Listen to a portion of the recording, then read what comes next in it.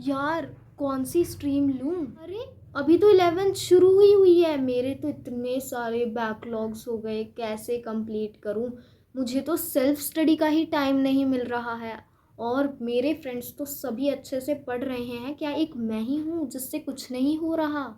Hello guys, myself Nikunj, and today I am here to just tell you about the problems which I am facing as a CBSE 11th grader, and maybe you can relate with these all problems, and maybe you are also facing these all problems which I am facing. So further इस video में मैं आप लोगों को पहले ही बता देती हूँ कि भाई मैं अभी रिसेंटली 11th ग्रेड में आई हूँ। Basically I have passed my 10th and now I am in 11th and मैं CBSE से हूँ। बेसिकली मेरा जो बोर्ड है वो CBSE है। तो भाई अभी 11th में आते ही I have seen many of the videos जिसमें कि स्टार्टिंग में ही बताया हुआ था कि 11th is not like 10th। Basically 10th is easy and comparatively first chapter ने ही 11th के दिखा दिया है कि भाई 11th जो है वो ईजी तो नहीं होने वाली है। इवेंचुअली इसका जो सिलेबस है वो भी बहुत ज़्यादा है और हर एक चीज़ मतलब बहुत ब्रॉडर है। बट दोस्तों मतलब हम सब we all are just facing same problems. Basically problems in the sense like stream कौन सी सेलेक्ट करनी है, and may be most of you have selected your stream till now. But कुछ ऐसे भी हैं even in my friend circle also जो कि 2 दिन कॉमर्स में बैठ रहे हैं, 2 दिन आर्ट्स को ट्राई कर रहे हैं, 2 दिन PCM देख रहे हैं, फिर 2 दिन बायो में भी चले जा रहे हैं। मतलब कुछ कुछ अभी भी ऐसी ही कन्फ्यूज़न है।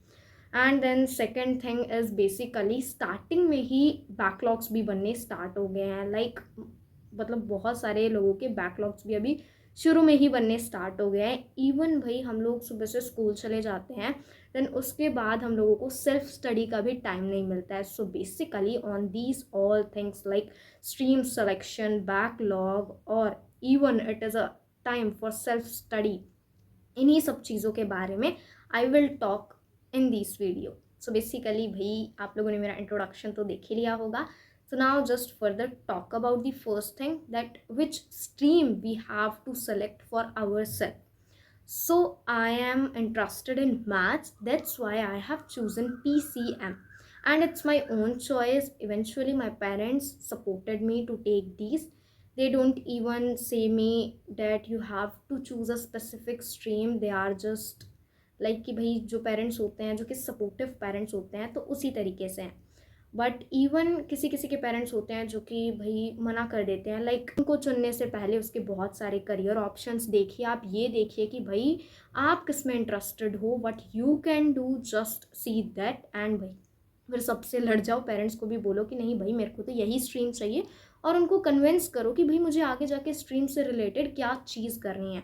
क्योंकि ऐसे अगर बोलोगे तो फिर वो लोग नहीं मानेंगे, बिकॉज उन लोगों को भी भाई आपकी बहुत ज़्यादा केयर है।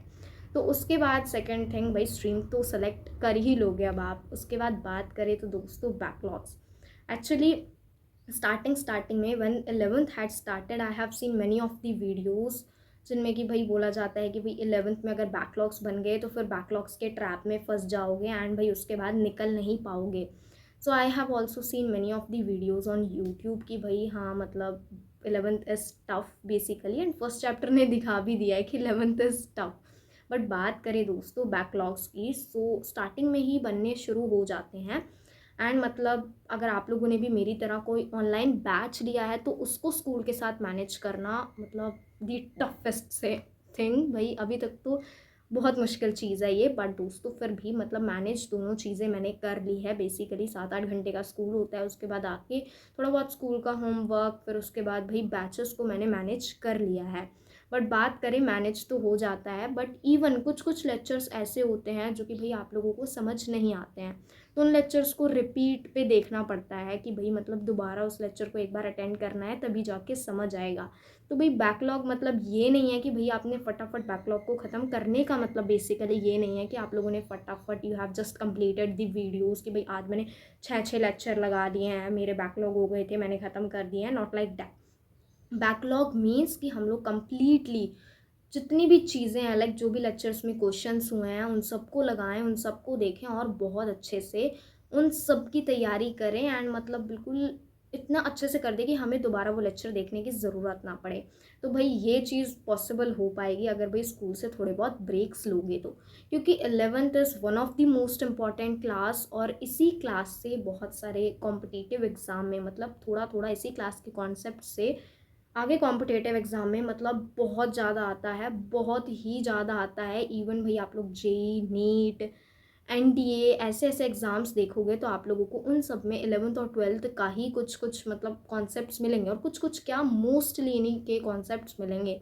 तो बेसिकली भाई ये चीज़ तो करनी ही होगी, 11th को बिल्कुल जी जान लगा के अच्छे से पढ़ना होगा।